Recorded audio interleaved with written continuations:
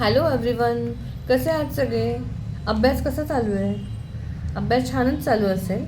तो अभ्यास अजून चांगला व्हावा म्हणून आपण आज 10चा M1 म्हणजे मॅथ्स 1मधला 1.3 हा महत्त्वाचा चॅप्टर बघणार आहोत.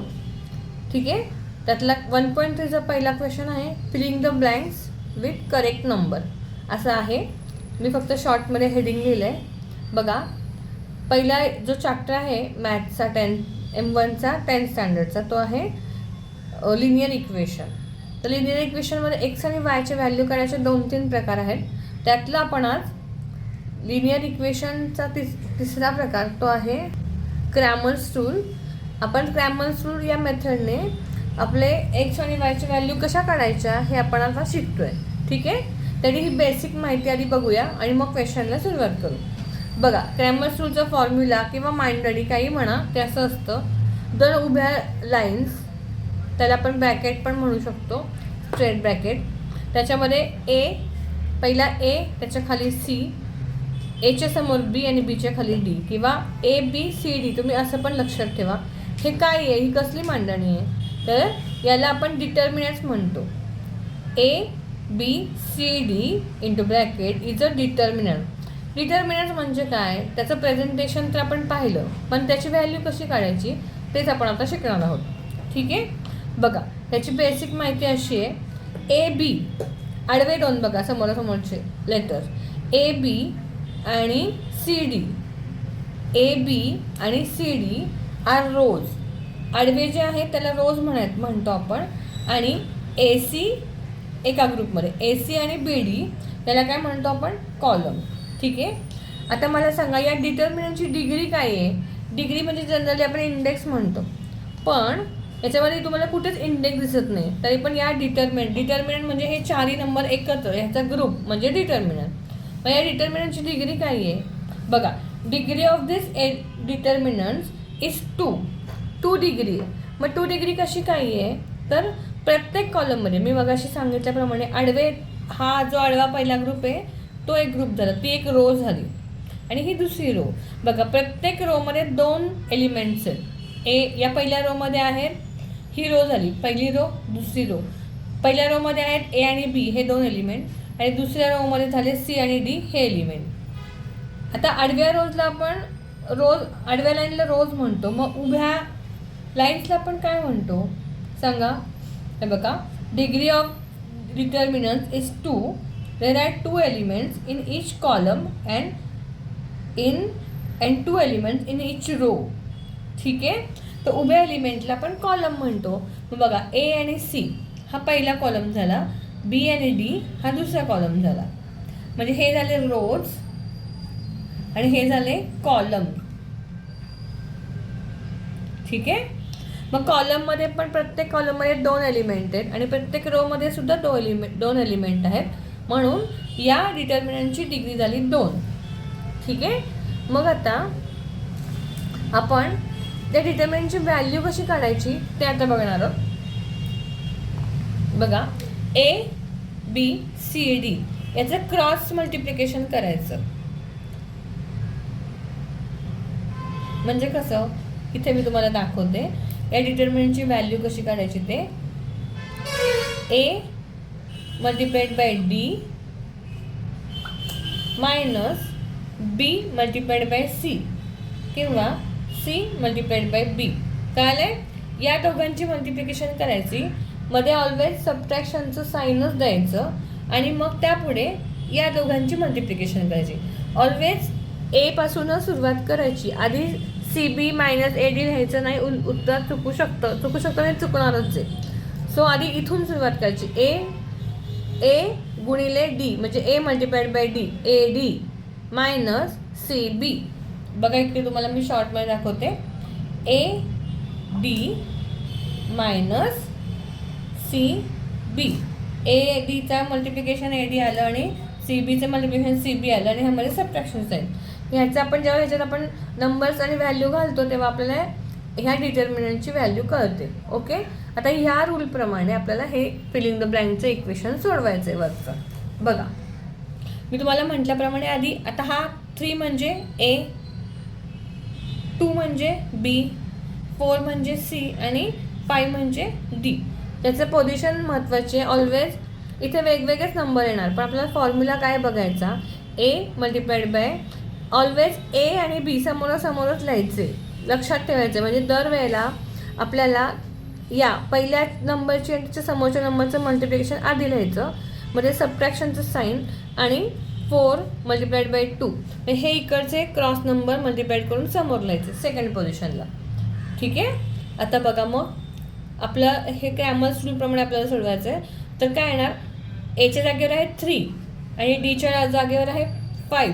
मग ती 3 मल्टिप्लाइड बाय 5, 3 ऑलरेडी दिलं आहे म्हणजे आपण इथे काय लिहायचं फिलिंग द ब्लँकला 5. बघा 3 मल्टिप्लाइड बाय 5 हे फॉर्म्युलामध्ये सबट्रॅक्शनचं साईन आणि त्याच्या समोर 4 म्हणजे सी मल्टिप्लाइड बाय बी. इकडे तुम्ही उलटं पण म्हणू शकता, कारण का 4 मल्टिप्लाइड बाय 2 केलं काय आणि 2 मल्टिप्लाइड बाय 4 केलं काय, उत्तर एकच येणार आहे.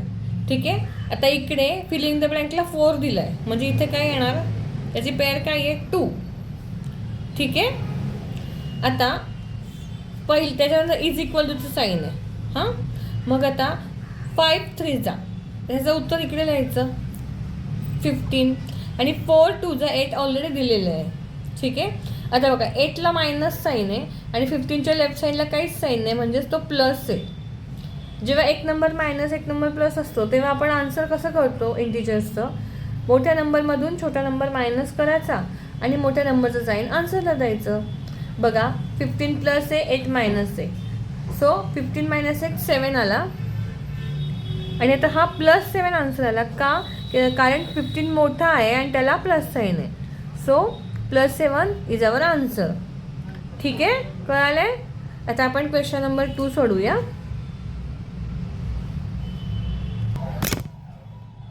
बघा मुलांनो, आपलं सेकंड सम आहे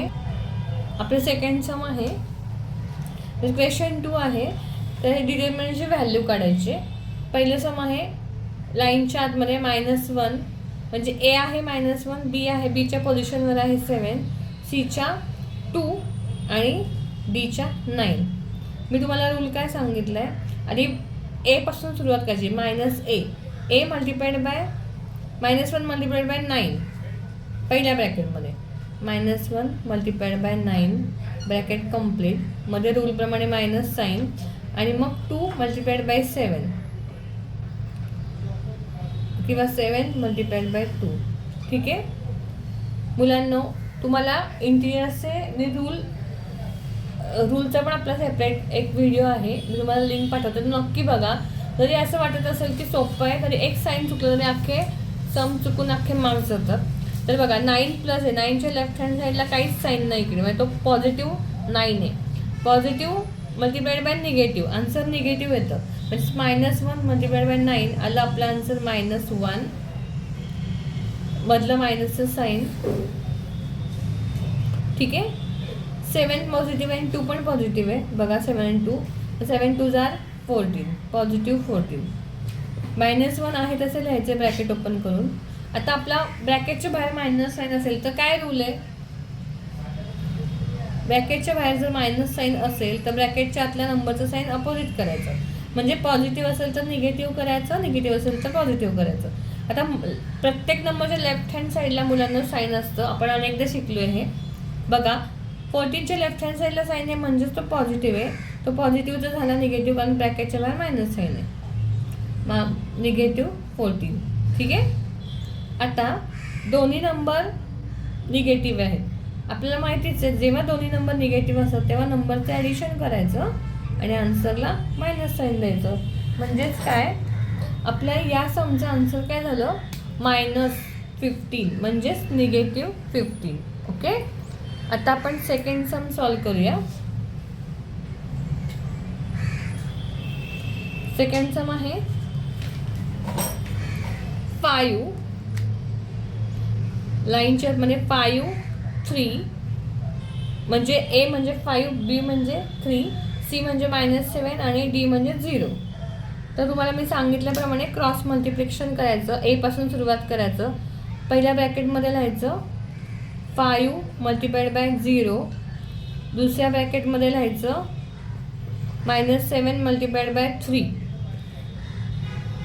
बघा मुलांनो, जेव्हा आपण एखाद्या नंबरला 0ने मल्टिप्लाय करतो तेव्हा आन्सर 0 येतो. 0ने डिवाइड केलं तरी पण आन्सर 0च येतो. ठीक आहे. हे मायनस साईन आपण याला ब्रॅकेट घालूया. आता -7 मल्टिप्लाइड बाय प्लस म्हणजे +3. एक नंबर मायनस एक नंबर प्लस, मायनस आन्सर येणार आपलं 7 3 21. ओके. पहिल्या ब्रॅकेटमधला 0 लिहिला, ब्रॅकेट ओपन केली, ब्रॅकेटच्या बाहेर मायनस साईन आहे म्हणून ब्रॅकेटच्या आतलं साईन -21चं +21 होणार. जेव्हा नंबर 0मध्ये कुठलाही नंबर आपण ॲड करतो तेव्हा तो नंबर स्वतः आन्सर म्हणून येतो.